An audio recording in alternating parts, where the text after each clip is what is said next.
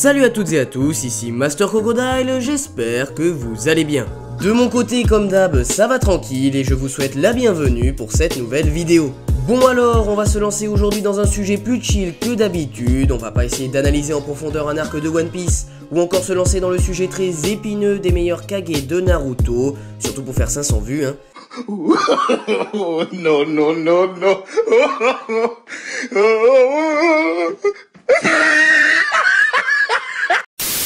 Enfin bref, je vais donc vous parler aujourd'hui de mon classement des 10 plus puissants personnages de l'univers de Kingdom. Alors, il faut savoir que je vais vraiment me baser sur les faits du manga, et donc je vais clairement prioriser les actions des différents personnages plutôt que leur réputation. Et du coup, je ne vais absolument pas favoriser les personnages un peu frauduleux comme Gekishin, qui était réputé comme étant un monstre de puissance à la hauteur des 3 grands cieux de Zao, mais qui s'est finalement fait salement one-shot par Uken. Et puis aussi, ne vous étonnez pas si mon classement ne correspond pas à la lettre aux notes de force brute qui ont été données par l'auteur dans les databooks, c'est tout à fait normal. Et oui, puisque selon moi, et dans ce manga en tout cas, la puissance ne dépend pas exclusivement de la force brute, mais aussi d'autres facteurs, comme par exemple la technique de maniement d'une arme, que ce soit une Gondao ou une simple épée par exemple. Ça dépend aussi du Battle IQ, c'est-à-dire l'intelligence en combat, mais aussi tout simplement de la détermination, comme on a pu le voir lors du combat entre Mobu et Kanmei, et ça dépend aussi de facteurs basiques comme la vitesse, l'endurance, etc., etc. Donc voilà, c'est tout ce que je voulais vous dire avant de débuter la vidéo, et sans plus tarder, on peut commencer avec le premier personnage de ce classement. Et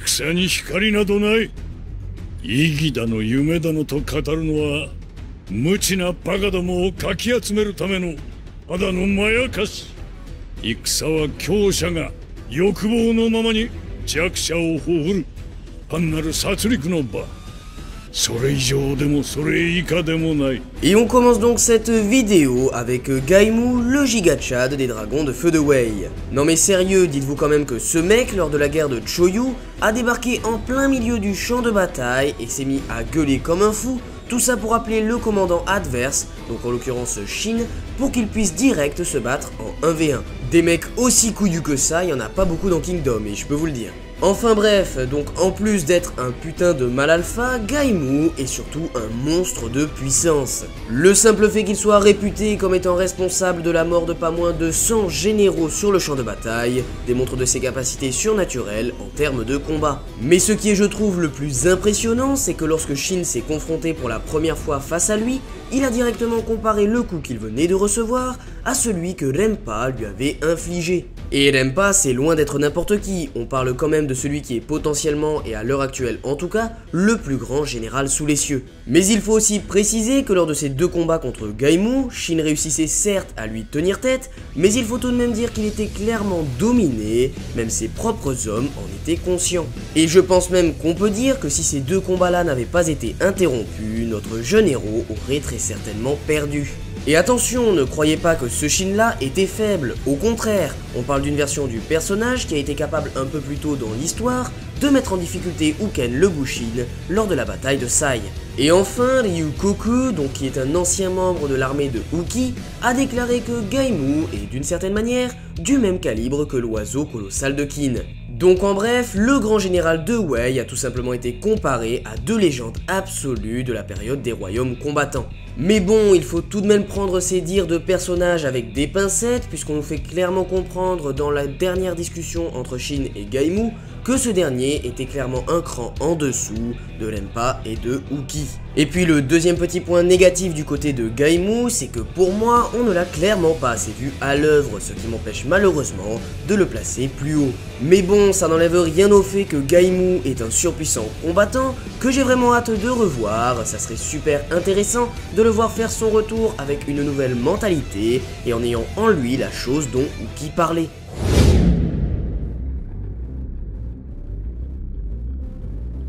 Alors, beaucoup vont être surpris par ce choix pour la 11e place et je pense même que pas mal d'entre vous ont dû oublier qui est ce personnage. Mais vous allez voir en réalité que cette place est tout à fait logique et cohérente. En fait, Gaku Hakuko était le général de Zao en charge de l'aile droite lors de la bataille de Eikyu et était donc l'un des 3 vassaux de Kocho. Vous savez, le mec qui s'est fait rétamer par Kanki alors qu'il avait une armée 3 fois plus nombreuse. Et donc, durant cette bataille, Gaku Hakuko a pu se confronter à Shin dans un vrai 1v1 et nous a clairement démontré sa puissance phénoménale. En effet, malgré que Shin venait lors de la guerre précédente de vaincre l'invincible Uken, Gaku Hakuko a tout de même réussi à dominer pendant la majeure partie de leur combat le jeune général. En fait, ce dont je vous parlais dans l'intro par rapport aux différents facteurs de la puissance dans Kingdom fait parfaitement écho à ce personnage, puisque si Gaku Hakuko était si fort, c'était grâce à son style de combat très particulier. En effet, malgré sa grande corpulence, il possède une agilité extraordinaire qui lui permet de bouger vraiment très rapidement et ainsi d'esquiver quasiment toutes les attaques de ses adversaires pour ensuite les exploser grâce à son énorme massue. Et donc, face à cet art martial très particulier, Shin a été forcé d'abandonner la Guandao de Uki, qui était trop lourde pour pouvoir toucher Gaku Haku, et a donc poursuivi le combat avec l'épée de Hyo, qui lui a permis de toucher son adversaire. Mais ce qui est encore plus incroyable chez Gaku Haku, c'est qu'il était capable de s'adapter face aux rares personnes pouvant le toucher. C'est ainsi qu'il échangeait son énorme massue avec une épée et qu'il combinait son maniement exceptionnel de celle-ci avec ses mouvements extrêmement rapides dont je viens de vous parler et avec ses techniques au corps à corps fantastiques. Cette combinaison faisait paraître Gaku Haku comme presque invincible, mais Shin est finalement parvenu à le vaincre grâce à sa créativité et à l'aide de Bihei. Donc voilà, Gaku Haku est le seul homme, en tout cas pour l'instant, qui a réussi à donner d'énormes difficultés à Shin depuis sa victoire contre Uken, et cela justifie pour moi parfaitement sa 11e place.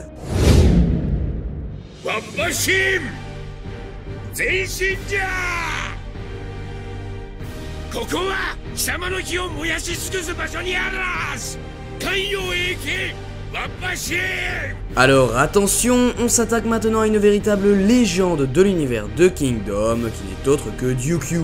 Le célèbre général instinctif est un des personnages les plus marquants de cette œuvre, et cela s'explique par son charisme fou, sa manière très atypique de faire la guerre, et même par ses discours super mémorables, mais je pense que c'est aussi lié à ses actions incroyables sur le champ de bataille, et notamment en termes de combat. Et oui, on a tendance à caractériser Ryukyu comme un personnage avec un instinct incroyable, capable, grâce à celui-ci, de se sortir de n'importe quelle situation, mais il faut pas oublier aussi que s'il a réussi à survivre aussi longtemps sur le champ de bataille, c'est grâce au fait qu'il est une véritable bête sauvage surpuissante. En effet, que ce soit en termes de réputation ou d'action, le grand général de Kin nous est présenté comme un combattant hors du commun. Déjà, le simple fait que Uki considérait que Ryukyu, si combat il y avait entre les deux, pourrait lui poser des problèmes, pose direct les bases par rapport à la puissance de ce personnage. Et c'est quelques chapitres plus tard que cette déclaration de Uki a été totalement confirmée lorsque Ryukyu a été capable de battre en seulement 2 coups le grand général de Wei Gokei. On parle quand même d'un mec qui faisait partie des célèbres dragons de feu de Wei et qui avait une note de 89 sur 100 en termes de force brute. C'était loin d'être n'importe qui et pourtant Ryukyu l'a battu très facilement. Mais ce qui reste bien sûr le plus gros exploit du grand général instinctif en termes de combat en tout cas, c'est sa performance face à Uken.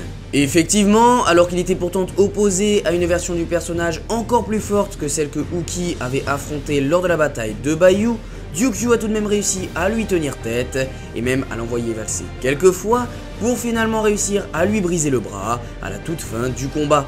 Et même si le général le plus sauvage de tous les temps a finalement perdu ce duel, réaliser une telle performance face à un personnage du calibre de Uken permet largement de prouver selon moi que Ryukyu était un véritable monstre de puissance. しかし強かったのは認めよう。これほど血を流したのは久しい。あの世で同金、リンボー、六尾身と酒でも飲むがよい。 Et on continue donc cette vidéo avec To, qui est clairement le plus gros PNJ de tout l'univers de Kingdom. Non mais sans déconner, avant la mort de Uki, 99,9% de ses dialogues c'était répondre oui monsieur à son maître. Le mec faisait que spammer les réponses préenregistrées, c'est une dinguerie. Enfin bon, revenons à nos moutons et concentrons-nous plutôt sur la puissance du personnage considéré comme équivalent au légendaire Uki.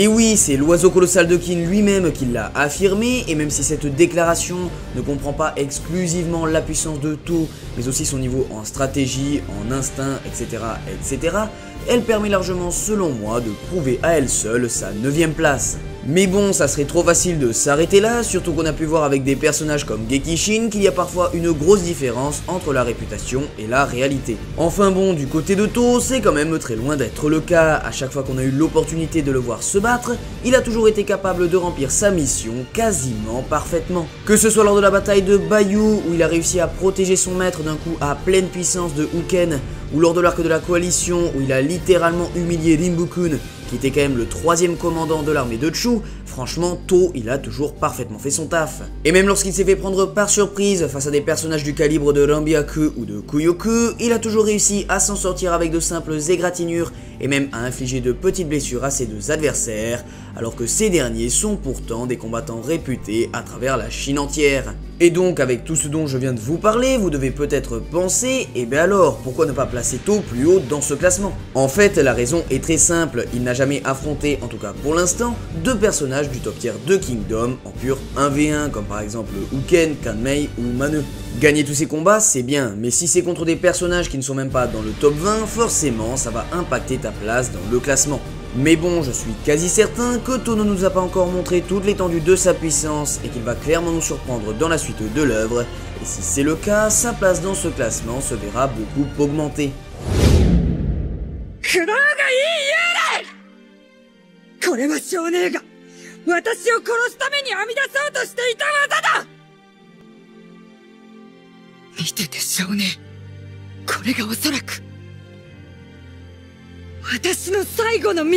Alors là, avec ce choix, je crois que je vais bien régaler tous les fanboys de Kyokai. Parce qu'en vrai, ça peut paraître surprenant de la voir à la 8ème place devant des personnages comme Ryukyu ou To, et je vais pas vous mentir, même moi avant la vidéo, j'aurais pas pensé la classer aussi haut. Et en fait, je me suis rendu compte en faisant plus de recherches sur Kyokai que c'est vraiment devenu quelqu'un. On parle clairement d'un personnage qui fait désormais partie du top tier de Kingdom, en puissance en tout cas. Déjà, dites-vous que Kyokai s'est tapé à elle seule une armée entière de guerrières surentraînées appartenant à sa tribu, et tout ça en n'utilisant quasiment pas sa fameuse technique de la danse de la prêtresse. Et le plus fou, c'est qu'après ça, elle a réussi à vaincre la Shiyu Yuren, qui était pourtant parvenue à atteindre un niveau en puissance juste phénoménal. Et pour ceux qui se rappellent plus qui est Yuren, c'est juste la version meuf et toxicomane de Kakashi.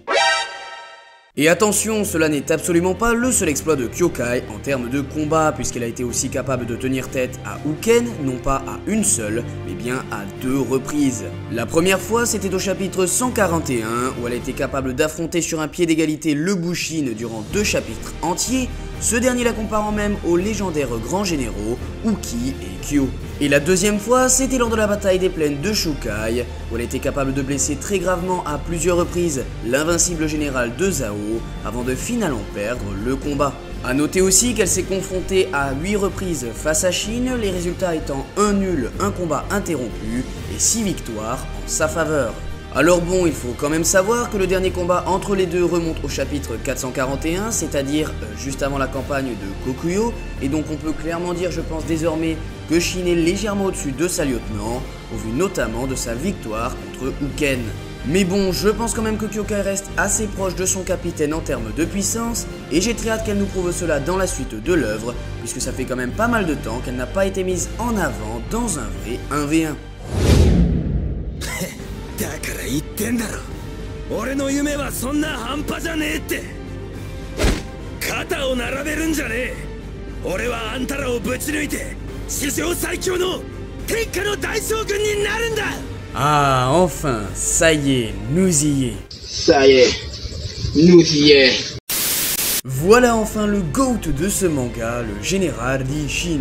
Non mais sérieux, tout fan de Kingdom qui se respecte se doit d'adorer ce gars. Ceux qui ne l'aiment pas, je suis désolé, c'est l'enfer qui vous attend, c'est le shaitan. La boisson du shaitan. Bref, en plus d'être un personnage vraiment excellent, Shin c'est surtout une véritable bête qui ne lâche jamais rien sur le champ de bataille. Et oui, on parle de ce qu'on sait en tout cas à l'heure actuelle dans le manga d'un des personnages avec le plus gros palmarès. Son premier gros exploit, c'est d'avoir vaincu Linko, l'un des 4 rois célestes de Rempa, et qui plus est sûrement le plus puissant, même si ça se tape avec Kaishibu. Alors c'est vrai qu'il a eu besoin de l'aide de Sosui et de Ohon dans ses 2 principaux combats contre Linko, mais bon, on va pas se mentir, c'est quand même lui qui a clairement fait le plus gros du travail. Par la suite, il a réalisé de nombreux autres exploits, comme par exemple rivaliser avec Uken, Gaimu ou encore Gyo-eun. Il a également vaincu assez facilement le général Keisha qui était quand même destiné à devenir l'un des 3 grands cieux, et puis à noter aussi qu'il a one-shot Gakuei qui était quand même un général réputé de l'état de Zhao. Et puis aussi, il a réussi à venir à bout très facilement du général Ryufu de l'armée de Kocho, qui était pourtant quelqu'un de très compétent puisqu'il avait battu Raido. Mais bon, on va pas se mentir, ce qui fait que Shin est aussi haut dans ce classement, c'est bien sûr sa victoire contre Uken, qui lui a donc permis de venger ses mentors et ses camarades morts au combat. Alors je parle de victoire ici, mais en réalité je ne considère pas encore que Shin a réussi à dépasser en puissance, en tout cas le général Uken, tout simplement, parce que déjà avant leur combat, Kyukai avait déjà bien affaibli le général de Zhao, et puis aussi il faut quand même pas oublier que de base, ce combat s'est soldé par une égalité, c'est grâce à l'intervention de Kyukai que Shin a pu être ressuscité, mais de base, les 2 personnages donc Uken et Shin se sont juste entretués. Et puis le fait que suite à sa victoire face à Uken, Shin a tout de même galéré en 1v1 face à un personnage du calibre de Gaku Akuko me conforte dans mon idée, puisque même si, comme on l'a vu tout à l'heure, c'est un personnage surpuissant, je pense qu'on est tous d'accord pour dire qu'il est quand même assez nettement un cran en dessous de Uken. Donc voilà, comme vous le savez tous, Shin est un surpuissant combattant qui est destiné à atteindre le top 1 de ce classement, mais bon, il lui reste encore pas mal de chemin à parcourir.